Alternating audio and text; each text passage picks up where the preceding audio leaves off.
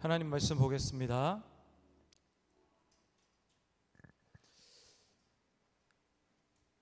하나님 말씀은 말라기서 1장 6절로 14절까지의 말씀입니다. 제 소리 잘 들리세요? 혹시 이쪽도 이제 나오나요? 이제 잘 나와요? 네, 다행이네요. 저는 괜찮아요. 소리 밖에 들릴까 봐 여쭤본 거예요. 말라기서 1장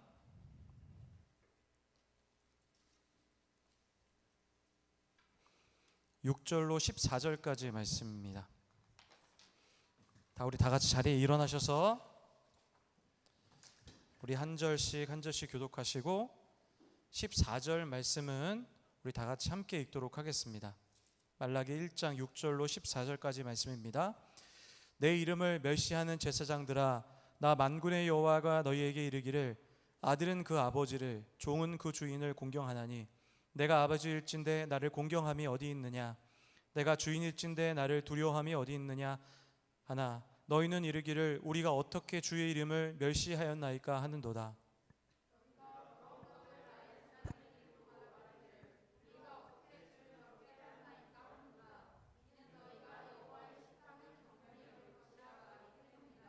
만군의 여호와가 이르노라, 너희가 눈먼 희생 제물을 바치는 것이 어찌 악하지 아니하며 저는 것 병든 것을 드리는 것이 어찌 악하지 아니하냐? 이제 그것을 너희 총독에게 드려봐라. 그가 너희를 기뻐하겠으며 너를 받아주겠느냐?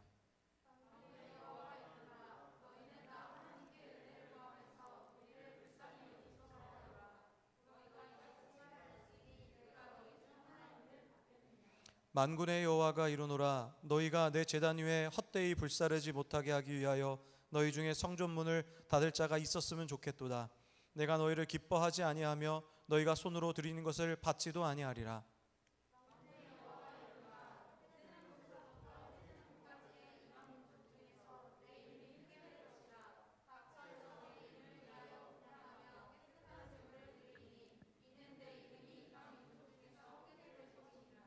그러나 너희는 말하기를 여호와의 식탁은 더러워졌고 그 외에 있는 과일 곧 먹을 것은 경멸히 여길 것이라 하여 내 이름을 더럽히는도다.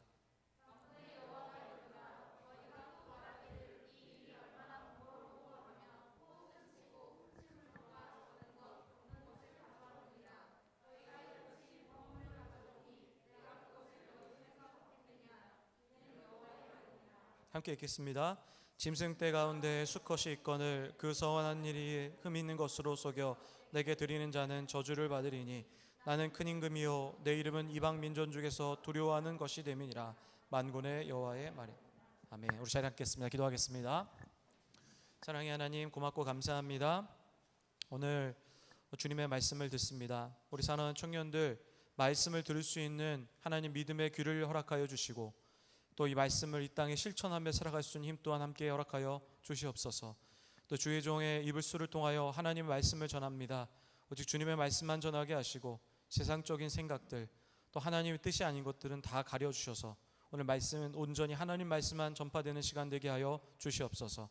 이 시간을 축복하시고 함께 하시오 믿사오며 예수 그리스도 이름으로 기도했습니다. 아멘. 할렐루야. 네, 반갑습니다. 네. 저는 오늘 이 말라기서 1장 6절로 14절까지의 말씀을 중심으로 참을 수 없는 가벼움이라는 말씀의 제목을 가지고 말씀을 전하도록 하겠습니다. 이 영화 제목의 이 제목과 좀 매우 유사하죠. 참을 수 없는 가벼움이라는 말씀의 제목입니다. 제가 대학생 때 일입니다. 제가 대학생 때 어느 날 어떤 분 추천을 받아서 봉사활동을 기독교에서 주최하는 어떤 봉사활동을 제가 이제 참여하기로 한 것입니다. 당시에 이제 제가 사역도 경험도 해보고 그리고 또 이 단체에 대해서 좀 직접 참가해보고 싶은 마음이 있어서 제가 이제 봉사자로 이제 지원을 한 거예요. 혼자 가기는 싫어갖고 이제 같이 좀 갈 사람 친구들을 좀 구해봤는데 같이 가는 친구가 있어서 그 친구와 함께 이제 지원을 이제 하게 되었습니다. 근데 제가 살면서 했던 이 봉사 중에서 가장 좋지 못한 기억이 바로 이 기억이에요. 왜 그러냐면 제가 거기서 좀 기분 좋지 않은 일을 많이 겪었기 때문에 그렇습니다. 이 봉사자들 중에서 인솔하신 한 분의 간사님이 좀 계셨어요. 제가 20대 초반 때였는데 군대 가기 전에. 근데 이분이 처음에 딱 왔더니 저희를 되게 이렇게 막 처음에 왔으니까 고생 많다, 수고 많다 이렇게 하면서 이렇게 잘 해주시더니 이게 점점점 말투가 이제 반말로 바뀌어가기 시작하시는 거예요. 근데 그것까지는 뭐 이해할 수 있어요. 왜 저보다는 10살, 뭐 15살 정도 차이 나는 분이셨기 때문에 충분히 이해됐어요. 그런데 이게 점점점 네네네 하다 보니까 이제 저희를 막 소리를 지르기 시작하는 거예요. 막 야부터 이거 똑바로 안 하냐고. 그러니까 아마 그분의 어떤 기질이나 이런 성품이 드러난 것 같아요. 그러니까 저를 막 또 제 친구 같이 오자고 한 친구는 이유도 없이 계속 욕을 먹으니까 그러니까 제가 자꾸 이렇게 주눅 드는 거예요. 그리고 내가 이걸 왜 왔지? 막 그런 생각이 막 들기 시작하더라고요. 물론 그분이 저희보다 존중을 받아야 할 나이 많은 분인 건 분명히 맞지만 제 친구가 저를 너무 쉽게 가볍게 보는 그 태도, 말투, 막 시키는 그 모습들이 도저히 이제는 같이 할 수 없을 정도의. 그리고 결국에는 이제 그 시간을 마쳤는데 제 머릿속에는 그 봉사활동에 대한 기억은 다 사라지고 그냥 난 무시당했다 이런 생각. 이런 시간만 이제 되었던 거죠. 여러분 만약에 사람의 관계 속에서 나를 가볍게 여긴다는 느낌, 나를 좀 쉽게 본다는 느낌 혹시 받은 경험이 있으세요? 친구들 중에서? 그러니까 예를 들면 이런 거죠. 어느 날 친구랑 약속을 한 거예요. 약속을 했는데 이 친구가 다음 주 뭐 토요일 날 10시쯤 만나자 이렇게 얘기를 했어요. 그런데 이 친구가 토요일 날 아침에 전화하더니 야 내가 오늘 안 되겠다. 나 중요한 일이 생겼어. 이제 한 번 정도는 넘어갈 수 있겠죠. 그렇지 않습니까? 그런데 2번 하고 3번 하고 점점점 나와의 만남에 대해서 너무 가볍게 여기는 그런 경험 혹시 있으세요? 아마 그렇게 되면 우리가 어떻게 느끼고 어떻게 될까요? 아마 그 사람하고는 특히 이제 제 나이 정도 되면 이제 관계를 이제 정리해야겠다. 이제 그런 생각도 이제 함께 들게 된다라고 저는 생각합니다. 여러분 이처럼 사람 간의 만남 속에서도 상대방을 가볍게 여기는 태도가 있다면 견딜 수가 없는 것처럼 하나님 앞에 우리가 이런 태도를 보인다면 어떨까? 이제 그런 생각이 들어요. 우리가 하나님을 가볍게 보는 그 태도를 하나님이 느끼신다면 어떠한 마음이실까라는 그런 생각이 드는 거예요. 하나님께 드리는 예배에 대한 태도, 그리고 하나님 앞에 예물을 드리는 태도, 그리고 하나님과 나와의 했던 약속에 대한 나의 태도, 그리고 하나님이 우리에게 주시는 말씀에 대한 우리의 그런 반응과 태도, 여러분 이런 다양한 태도들에 대해서 어떻게 생각하십니까? 여러분 오늘 본문에 보면 하나님께서 나를 가볍게 여기는 그 태도에 대해서 나는 너희에게 결코 응답하지 않겠고 너희가 원하고 바라는 일도 내가 들어주지 않겠다라고 말씀하세요. 그러니까 하나님 앞에 우리가 어떤 태도를 보이느냐라는 문제는 아주 우리 삶에 중요하다라고 생각할 수 있다라는 거죠. 여러분 오늘 말씀을 통해서 우리가 하나님께 하는 그런 태도, 혹시 우리의 태도가 너무 가벼운 것은 아닌가에 대해서 오늘 말씀을 통해서 우리의 삶을 한번 돌아보도록 하겠습니다. 여러분 말라기서는 총 6가지의 논쟁으로 이루어진다라고 제가 이야기 드렸죠. 기억하시죠? 그러니까 지난주에는 첫 번째 논쟁에 대해서 이야기 드렸고 오늘은 2번째 논쟁이 배경이에요. 근데 이 배경의 이 내용은 무엇이냐면 하나님께서 이스라엘 백성이 바치는 예물에 대한 이야기예요. 이스라엘 백성은 하나님 앞에 예물을 바쳤는데 이 예물이 어떤 예물이었냐면 소위 성경에서 말하는 흠이 있는 예물이었어요. 하나님은 온전한 예물을 바라셨지만 이스라엘 백성들은 하나님 앞에 흠이 있는 제물을 드렸고 그리고 하나님은 그 제물을 받으시면서 나는 이 제물을 더 이상 너희에게 받을 수 없다라고 하는 이 논쟁이 오늘 말씀의 배경이라는 거죠. 하나님께서 오늘 이 논쟁의 주체인 제사장들에게 그리고 이 예배자들에게 이렇게 묻습니다. 아들은 아버지를 공경하는 것이 당연하다. 종은 주인을 당연하게도 두려워하는 것이 마땅하다. 그런데 너희들은 내가 너희의 아버지이고 너희의 주인인데 너희는 나를 공경하지도 않고 두려워하지도 않는다라고 오늘 말씀을 하시는 거예요. 여러분 저는 이 질문 앞에서 하나님의 마음이 느껴졌어요. 그게 뭐냐면 여러분 생각해 보시기 바랍니다. 만약에 왕이라는 존재가 있어요. 근데 왕이 있는데 신하들이 이 왕의 말을 따르지 않는 거예요. 그리고 무시해요. 왕이 무슨 얘기를 하면 반응도 하지 않아요. 그러면 왕의 입장에서 그의 신하들을 어떻게 처리하는 것이 맞겠습니까? 버려야죠. 그렇지 않습니까? 일반적인 상식을 얘기하는 거예요. 분명히 하나님께서 이 이스라엘 백성의 이런 태도에 대해서 분명하게 지적을 하고 계시는데 사실은 왕의 입장에서는 그 지적도 할 필요가 없는 거예요. 굳이 그렇게 행동했으면 어떻게 됩니까? 바로 조치를 해야 되는 거죠. 그런데 하나님은 이스라엘 백성에게 그런 조치를 하지 않으시고 어떻게 하십니까? 묻는 거예요. 너희는 왜 이렇게 하느냐?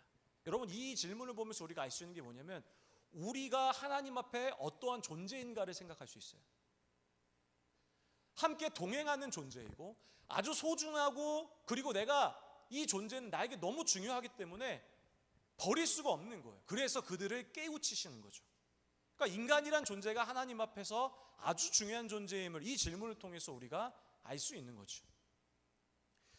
이 하나님의 질문에 대해서 이 제사장이 답변을 하기 시작을 해요. 뭐라고 답변을 하냐면 1장 6절에서 이렇게 답변합니다.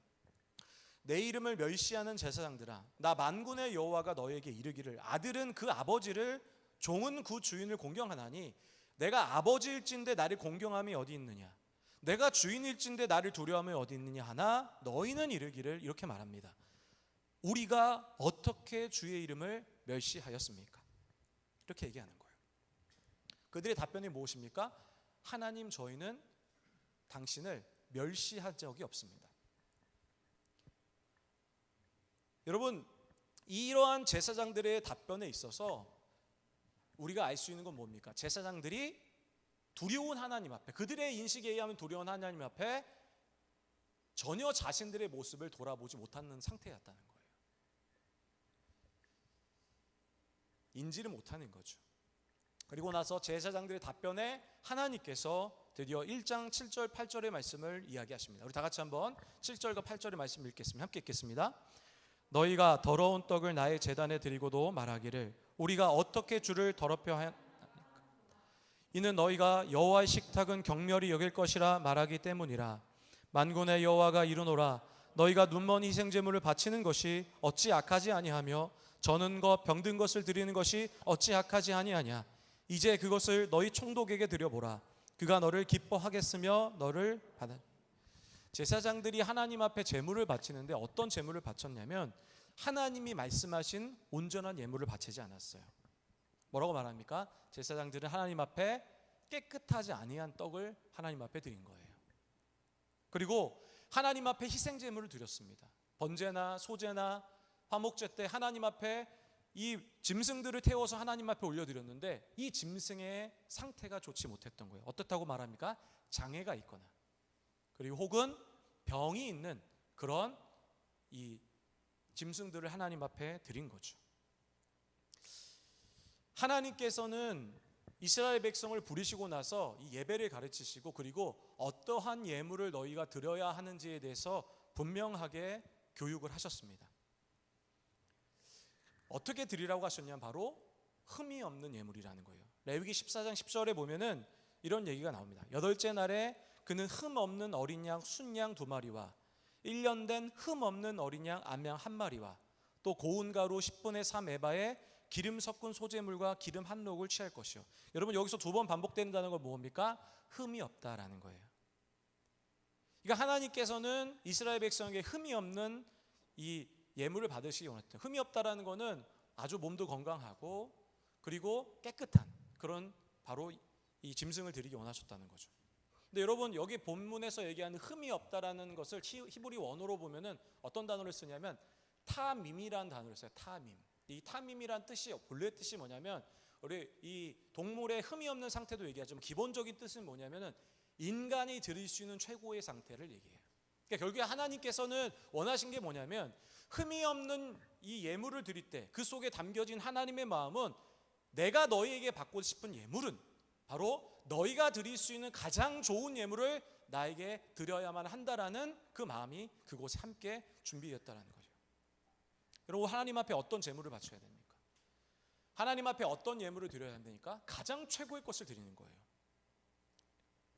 우리가 예배 시간에 하나님 앞에 예물을 드립니다. 그런데 우리의 예물을 한번 돌아봐야 돼요. 우리가 분명히 하나님께서는 우리가 가지고 있는 것 중에 가장 좋은 것을 하나님 앞에 드리라고 말씀하세요. 제가 옛날에 한번 헌금 개수를 한 적이 있는데, 어떤 한 권사님이 계신데, 이 권사님은 항상 헌금할 때 돈이 빳빳한 헌금을 드렸어요. 여러분 그런 거 얘기 들어보셨죠? 은행에 가셔서 꼭 지폐를 빳빳한 것을 이렇게 가지고 오세요. 그래서 그것을 가지고 계셨다가 그건 절대 돈 안 써요. 그러다가 하나님 앞에 드릴 때만 그걸 쓰는 거죠. 근데 여러분, 우리의 예물을 돌아봐야 돼요. 사실은 조금 부끄러운 얘기지만 우리가 예물을 드리고 있는지부터 생각해야 돼요. 그리고 내가 얼마나 좋은 예물을 하나님 앞에 드리는가에 대해서 한번 생각해 봐야 된다는 거죠. 여러분, 물론 하나님 앞에 이스라엘 백성이 이렇게 흠이 있는 이 짐승을 드렸던 이유는 분명히 있어요. 그게 뭐냐면, 여러분 제가 지난주에 설명을 드렸지만 이스라엘 백성의 처지 때문에 그래요. 이스라엘 백성이 아주 열악한 경제 상황이었다라는 거죠. 이 바벨론 포로 생활에서 돌아왔어요. 그리고 돌아오고 나서 드디어 예루살렘에 성전을 짓고 그리고 성곽을 짓는데 모든 사람들이 거기에 투입됐어요. 그러다 보니까 이들의 경제적인 상황이 너무나 악화된 거예요. 오히려 바벨론에서 종살이 할 때보다 오히려 삶이 더 어려워졌으면 어려워졌지 쉬워지지는 않았다라는 거예요. 그리고 그 시간이 얼만큼 지났습니까? 무려 100년이 지났어요. 근데 그 삶이 변화가 없는 거예요. 이제 그러다가 그들이 이제 우리가 이렇게 살아서는 먹고 살기가 쉽지 않겠다 생각하면서 그들이 첫 번째로 한 게 뭐냐면 교역을 했어요. 교역. 어려운 상황 중에. 그래서 무슨 교역을 했냐면, 남방과 북방에 있는 이 나라들에게 자신들이 가지고 있는 물건들을 드디어 팔기 시작한 거예요. 그 중에 하나가 뭐였냐면 바로 짐승이었어요. 그러니까 이스라엘 입장에서는 먹고 살기 위해서 좋은 짐승들이 팔아야 되잖아요. 그러니까 사람들한테 팔 때 뭐 병이 있다거나 장애가 있는 동물을 받습니까? 안 받습니까? 안 받잖아요. 그러니까 자신들이 갖고 있는 좋은 짐승들을 팔아다가 자신들의 경제력에 채우는 데 일을 쓴 거예요. 그런데 문제는 뭐냐면 다 팔아고 나니까 남은 게 뭡니까? 팔 수 없는 상품 가치가 없는 그 동물만 남은 거예요. 좋은 상태의 물건을 하나님 앞에 바쳐버리면 어떻게 됩니까? 돈을 못 벌잖아요. 그러니까 그들이 선택한 것이 바로 이런 모습이라는 거죠. 이에 대해서 하나님께서 이러한 예물을 드리는 예배자들에게 이렇게 말씀하세요. 14절에 보니까 이렇게 얘기합니다. 짐승 떼 가운데 수컷이 있거늘 그 선한 일에 흠 있는 것으로 속여 내게 드리는 자는 저주를 받으리다. 이런 거예요. 하나님께서 아무리 그들의 사랑이 어려울지라도 하나님께서 받아야 하는 예물, 그리고 가장 좋은 예물, 히브리의 원어로 얘기한 타밈의 바로 이 예물을 하나님은 받고 싶어 하신 거예요. 그러면 우리가 지금의 상황에서 이런 생각을 한번 해볼 수 있지 않겠습니까?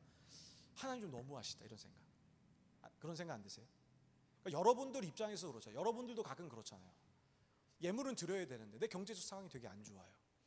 근데 하나님 좀 너무하시는 거 아니에요? 그래도 예물을 드려야 하나? 이런 시험에 빠질 수도 있죠. 흠이 없는 예물을 받기 원하시는 그 하나님이 좀 너무하다라는 생각이 들 수 있다라는 거예요. 이스라엘 백성이 그렇게 경제적으로 어려웠다라고 한다면 굳이 하나님이 그런 예물을 받으셔야 할까라는 생각이 드는 거죠.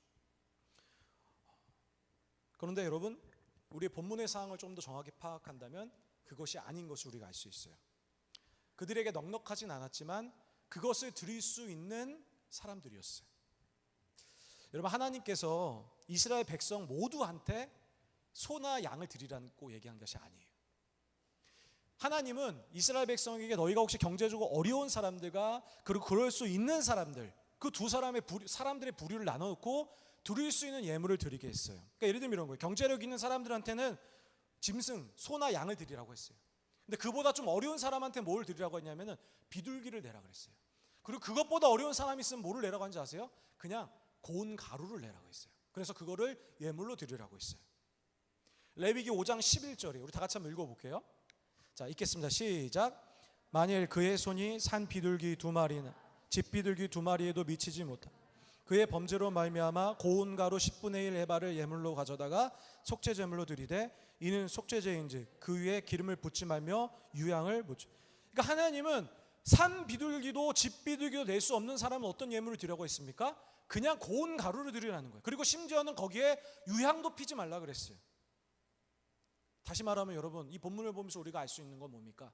지금 이 본문에서 하나님이 짐승을 드리라고 하는 그 대상들은 그만한 경제력을 갖고 있는 사람을 얘기하는 거예요. 단지 이런 상황인 거예요. 분명히 하나님 앞에 드릴 수 있는 상황인데 경제가 어려운 거야, 전체적으로. 그러니까 나는 이렇게 어려운 상황 속에 내가 이것까지 드려야 돼 라는 그런 모습을 얘기하는 거예요. 그러니까 하나님은 모든 사람에게, 가난한 사람에게 똑같은 예물을 내라고 하지 않아요. 그게 아니라 그렇게 낼 수 있는 사람인데 경제력이 전체적으로 어렵다는 이유로 하나님 앞에 예물 드리지 못하는 그 모습을 하나님은 이야기하셨다는 거죠. 사랑하는 청년 여러분, 하나님은 우리의 흠이 없는 재물을 받기 원하세요.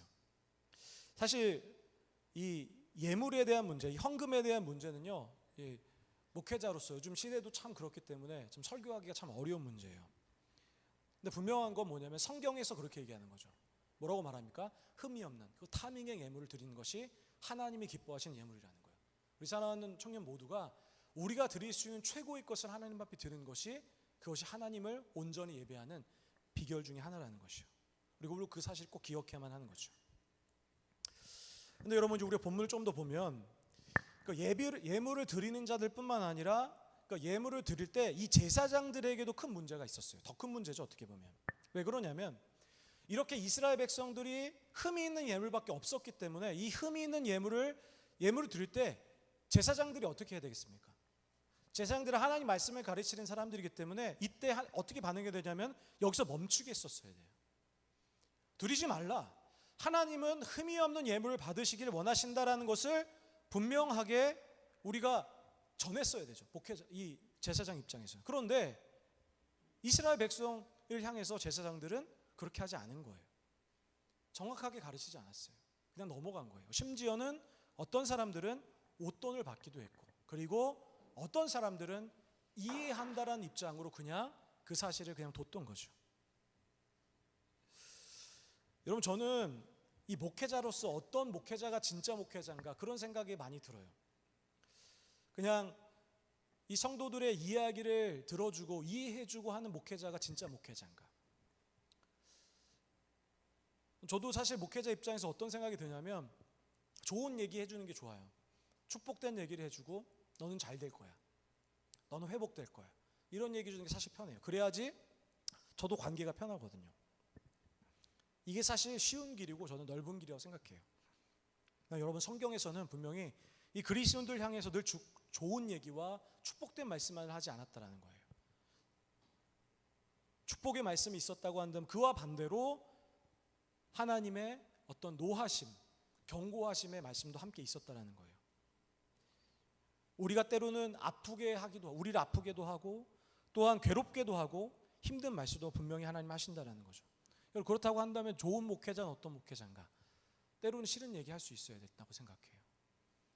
때로는 제가 우리 청년들에게 아주 당당하게 믿음을 가지고 정말 그들을 사랑하는 마음으로 그 청년의 입장에서 속삭한 이야기도 제가 할 수 있어야 된다고 생각해요.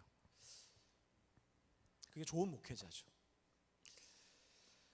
여러분, 제가 이번 논쟁에 있어서 하나님께서 이스라엘 백성의 재물에 대해서 유난히 분노하고 계신다라는 이 모습이 여러분 오늘 본문을 읽으시면 잘 느껴졌을 거예요. 그렇지 않습니까? 근데 좀 생각해 보면 왜 하나님이 굳이 이렇게까지 분노하셔야만 할까 그런 생각도 들어요. 왜 그러냐면 단순히 예물의 문제, 좋은 예물을 드리느냐 좋지 않은 예물을 드리느냐의 이 문제 가지고 하나님이 이렇게까지 노하실 필요가 있을까라는 생각이 드는 거예요. 왜냐하면 하나님이 그렇게 좁은 분은 아니거든요, 사실. 때로는 우리가 하나님 앞에 우리의 믿음으로 예물 드리지 못할 때가 있죠. 그 때로는 우리가 우리의 연약함 때문에 하나님 앞에 우리의 모든 좋은 것으로 드리지 못할 때가 있다고 생각해요. 그런데 하나님이 이렇게 넓으시고 우리 이해하신 하나님인데 굳이 이렇게까지 반응하시면서 이 본문에서 노하시는 모습, 그 심지어 내 존재가 이렇게 큰 존재인데 너희는 왜 이런 예물을 바치느냐, 이렇게까지 얘기하세요. 왜 이렇게 하실까? 좀 그런 생각을 해봐요. 왜 그러실까? 제가 본문을 보면서 깨달은 게 뭐냐면 바로 이스라엘의 태도에 문제가 있었던 거예요. 예물을 드리면서 드러났던 하나님을 향한 이스라엘 백성의 이 태도, 다시 말하면 하나님을 향한 이스라엘 백성의 아주 가벼운 태도, 하나님을 너무나 쉽게 보는 태도가 이 예물을 드리는 모습을 통해서 분명하게 드러났다는 거예요. 제가 한번 좀 표현을 좀 찾아볼게요. 제가 이제 공동 번역으로 여러분들에게 좀 보려고 하는데, 자, 우리 7절을 한번 보도록 할게요. 말라기 1장 7절이거든요. 자, 한번 같이 한번 읽어볼게요. 7절에 이게 공동 번역인데 제가 한번 좀 정확하게 본문을 이해하기 위해서 제가 공동 번역을 좀 읽어보려고 합니다. 다 같이 한번 읽어볼게요. 시작. 너희는 제단 위에 더러운 빵을 바치면서도 이렇게 말하였다. 우리가 제단을 더럽히다니요, 당치도 않습니다. 그러면서도 속으로는 야훼의 제사 상쯤이야 아무려면 어떠냐고 하는구나. 여러분, 이거 뭐라고 말합니까? 야훼의 제사 상쯤이야 아무려면 어때? 자, 12절 볼까요? 자, 12절 한번 읽어보겠습니다. 시작. 그런데 너희는 주께 차려 올리는 제사상 더러우면 어떠냐, 아무 음식이나 차려드렸으면 했지 하면서 나의 이름을 욕되게 하고 있다. 자, 여기 12절에서 뭐라고 얘기합니까? 하나님께 드리는 제사상 더러우면 어때? 아무 음식이나 차려드리면 되지라고 말하는 거예요. 한번 돌아보세요. 여러분, 이 모습이 우리의 모습은 아닙니까? 여러분, 13절 한 번만 더 읽어볼게요. 13절 우리 한 번 읽겠습니다. 시작. 에이 귀찮아, 이렇게 투덜거리면서 바치고는 나를 우습게 보지 않는다고. 여기까지 읽겠습니다. 뭐라고 얘기합니까? 이스라엘 백성이 귀찮다는 거예요. 그리고 나는 하나님을 우습게 보지 않고 있습니다라고 이야기하는 거예요. 여러분, 이 모습이 누구의 모습입니까? 우리의 모습 아닙니까? 여러분, 본문에서 하나님께서 이스라엘 백성을 향하여 이렇게 진노하시고 예물의 문제 가지고 이렇게 예민하게 반응한 적이 없으세요. 근데 하나님이 굳이 말라기서에서 이렇게 예물의 문제를 가지고 이렇게 분노하시면서 이렇게 말씀하신 이유가 뭐냐면, 이 예물을 향한, 이 예물을 통해서 드러났던 이스라엘 백성들의 그 하나님을 향한 가벼운 태도, 이 태도를 보고 하나님이 노하신 거예요. 근데 더 문제가 뭔지 아십니까? 그들의 모습을 몰라요. 그들은 내가 하나님을 가볍게 여긴다라고 느끼지도 못해요. 여러분, 이게 우리 모습이라는 거예요. 하나님을 너무 쉽게 보는 거예요. 예배를 드린다라는 것, 그리고 하나님 말씀을 본다는 것, 우리 삶의 하나님의 말씀을 우리가 읽고 우리가 대하는 이 모습들이, 여러분, 우리가 너무나 가볍지 않은가를 생각해 봐야 된다는 거죠. 여러분, 이스라엘 백성이 하나님을 이렇게 가볍게 여겼어요. 그런데 그들은 못 느꼈어요. 왜 그런지 아세요? 100년이 지나서 그래. 100년 동안 그렇게 예배를 드린 거예요. 처음에는 안 그랬어요. 처음에는 하나님께서 바벨론 땅에서 우리를 구원해 주셔서 너무나 감사했기 때문에 진짜 감사함과 진실함으로 예배를 드렸어요. 그 모습들이 성경에 나타나요. 그런데 점점점 하루하루의 시간이 지나면서 이 예배가 이제 별로 느껴지지가 않는 거예요. 자신의 삶 속에서도 뭔가 변화가 없다는 느낌이 드니까 하나님의 존재가 가벼워지기 시작하는 거죠. 처음에는 안 그랬을 거예요. 처음에는 아주 좋은 걸 드렸을 거예요. 그러나 한 번 그래 괜찮아, 그래 요 정도면 괜찮겠지, 그래 괜찮아, 이런 이 태도가 점점점 하나님을 향한 그들의 태도와 인식을 바꿨고, 그리고 결국 현재의 결과까지 이르게 됐다는 거죠. 변질된 거예요. 시간이 지나면서. 우리도 하나님을 향한 태도를 바라봐야 돼요. 여러분이 오랫동안 신앙생활했다고 하면 신앙생활하지 않았습니까? 뭐 모태신앙 했으면 20년 넘게 신앙생활 했을 거고, 10년 동안 신앙생활 하신 분도 계실 거고, 시간이 지나면서 처음에는 우리가 그러지 않았을 거예요. 교회에 왔을 때 뭔가 우리에게 새로운 두려움도 있을 수도 있었죠. 하나님이란 존재가 그렇게 느껴지지 않을 수 있어요. 그러나 하루하루 예배를 드리고 시간이 지나면 지날수록 하나님에 대한 그 존재가 아주 가벼워진 거예요. 예배를 드리는 시간, 처음에는 안 그랬죠. 그러나 예배 시간 늦는 것도 별로 우리는 크게 무뎌요. 예물을 드리는 문제, 뭐 이쯤 어때? 뭐 예물 오늘 한 번 안 들었으면 어떻지? 하나님 말씀, 여러분, 우리의 모든 하나님을 향한 어떤 태도가 너무 쉬어버린 것은 아닌가라는 걸 돌아봐야 되는 거예요. 너무 가벼운 거죠. 여러분, 제가 오늘 말씀의 제목을 이렇게 정해봤어요. 참을 수 없는 가벼움. 이건 누구의 감정이냐면 하나님이 우리와 같은 감정이 계신 분은 아니지만 하나님의 마음은 이렇다는 것을 제가 느끼게 된 거예요. 참을 수 없는 거예요. 하나님이 무엇입니까? 나를 향한 그 가벼움 때문에. 하나님이 이제는 너희의 그런 나를 보는 그 가벼운 태도를 견딜 수 없다. 내가 너희를 인내하고 기다리고 사랑하지만 이런 이 모습들이 오히려 너희가 나를 가볍게 보는 하나의 모습은 아닌가를 돌아보라는 거죠. 여러분, 저는 말라기서 1장 11절 말씀 보면서 제 가슴이 무너졌어요. 너무너무 눈물이 났어요. 본문을 준비하면서. 나의 이름을 해 뜨는 데서 해 지는 데까지 뭇 민족 사이에 크게 떨쳐 사람들은 내 이름을 부르며 향기롭게 제물을 살라 바치고 깨끗한 곡식 예물을 바치고 있다. 만군의 여호와가 말한다. 내 이름은 문 민족 사이에 크게 떨치고 있다. 여러분, 이 감정이 한번 생각해 보세요. 이 말씀에 대한 하나님의 감정이 있다고 한다면 어떤 감정이겠어요? 봐라, 다른 데서 이렇게 나를 예배하고 있는데 너희 날 예배 드리지 않느냐? 무너진 거죠, 감정이. 하나님 마음이. 이거는 내가 저기서 존경을 받고 저기서 높임을 받고 있어 내가 높은 하나님이라는 걸 얘기하고 싶은 게 아니라 내 마음이 지금 무너져 있다는 걸 얘기하는 거예요. 나는 너희를 불렀고 너희는 내 백성인데도 불구하고 너희한테는 내가 왜 이런 대우를 받아야 되냐? 나는 왜 너희에게 공경을 받지 못하고 너희에게 왜 존중을 받지 못하냐? 나는 왜 이렇게 너희에게 언젠가부터 이렇게 가벼운 존재가 되어버리는가에 대해서 하나님 지금 그 마음을 전하시는 거예요. 나를 높이고 싶었던 게 아니에요. 하나님은 지금 이 하나님 마음을 알아야 돼요. 하나님의 무너지고 이스라엘 백성을 향한 그 실망감의 그 감정과 그 마음들을 우리가 분명하게 알아야 돼요.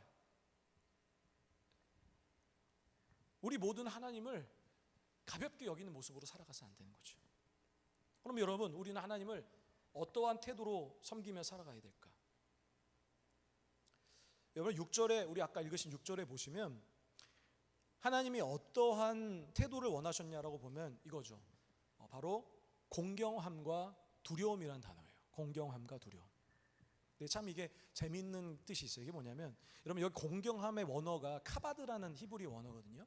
이 카바드가 히브리어 이 성경을 번역하면은 영광이란 단어도 해석이 되는데 한 가지 더 뜻이 있어요. 그게 뭐냐면은 무겁다라는 뜻이에요. 무겁다. 그러니까 하나님이 너희는 왜 나를 이렇게 무겁게 여기지 않느냐라고 말하는 거예요. 그럼 여러분, 우리는 하나님을 어떻게 섬겨야 됩니까? 무겁게 섬겨야 되는 거예요. 여러분, 이 땅에 아주 높은 위정자가 왔다라고 생각해 보세요. 여러분이 참으로 존경하고 따르고 싶은 그 사람이 옆에 지금 앞에 있다라고 생각해 보세요. 여러분 어떻게 하시겠어요?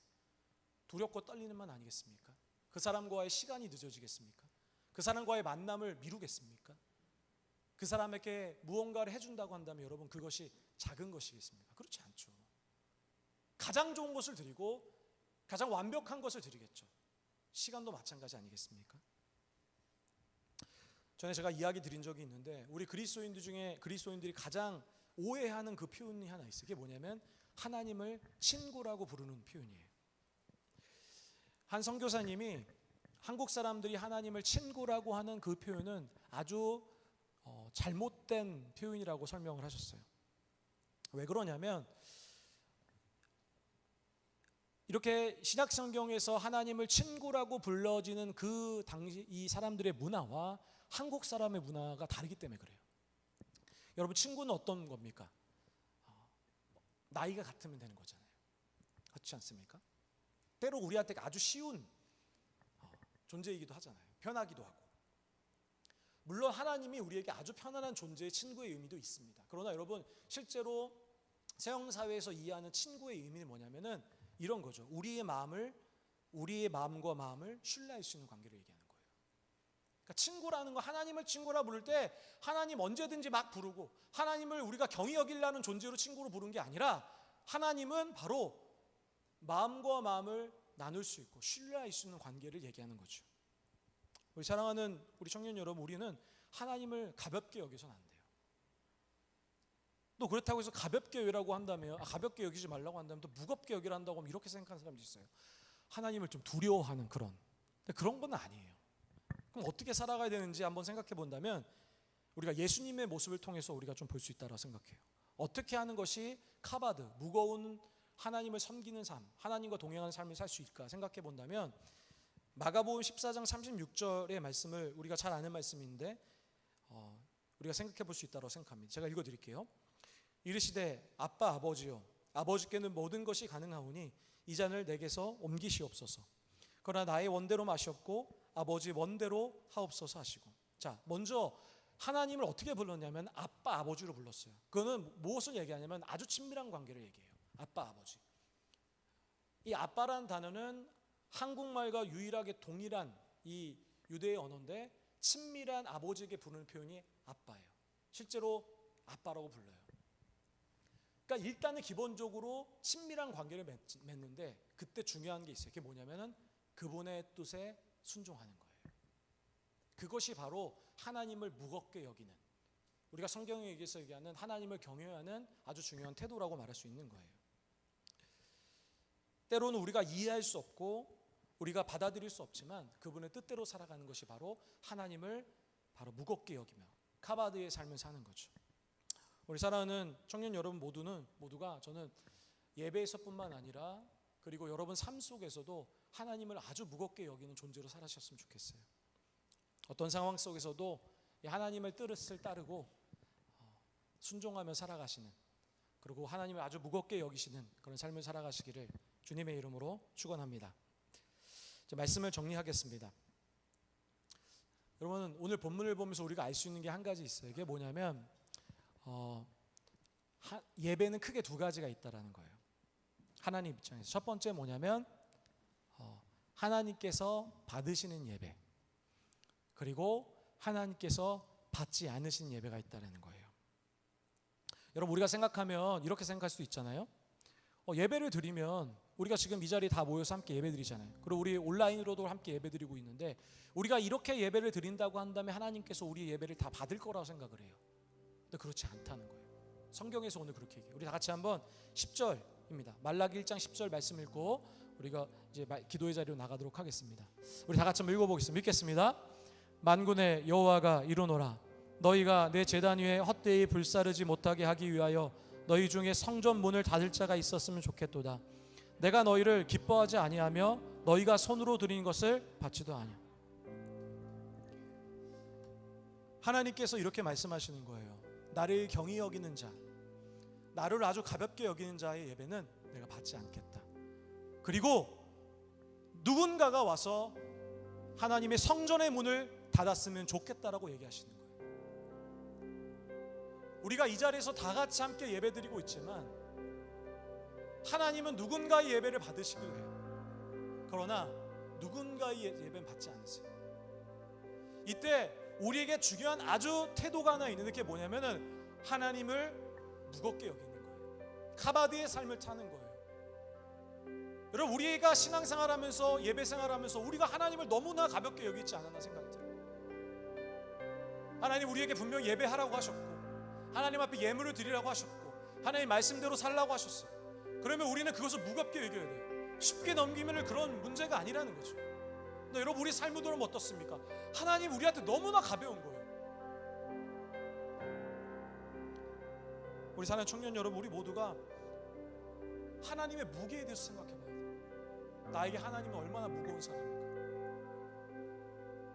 우리 사는 청년 모두가 하나님을 아주 무겁게 여기고 우리가 지금 가지고 있던 이 가볍게 여기는 모습 내려놓고 이 땅을 창조하시고 왕 되신 하나님 앞에 더욱더 무거운 자세, 카바드의 삶을 살아가시기를 주님의 이름으로 축원합니다. 우리 다 같이 한번 기도하겠습니다. 하나님, 우리 시당을 돌아봅니다. 하나님, 저희의 삶이 하나님 앞에 얼마나 하나님을 경히 여기고 가볍게 여기고 살았는지 않는지를 한번 돌아봅니다. 하나님, 이제 저희 삶을 하나하나씩 돌아보며 혹시 우리가 세상의 어느 사람보다 하나님을 더욱더 낮게 여긴 것은 아닌지, 이제 하나님, 우리가 하나님을 높이 여기며 하나님 아주 무겁게 여기는 카바드의 삶을 살아가겠습니다. 우리 결단한 마음으로 우리 주님 이름 크게 한번 부르시고 우리 다시 통성으로 함께 기도하겠습니다.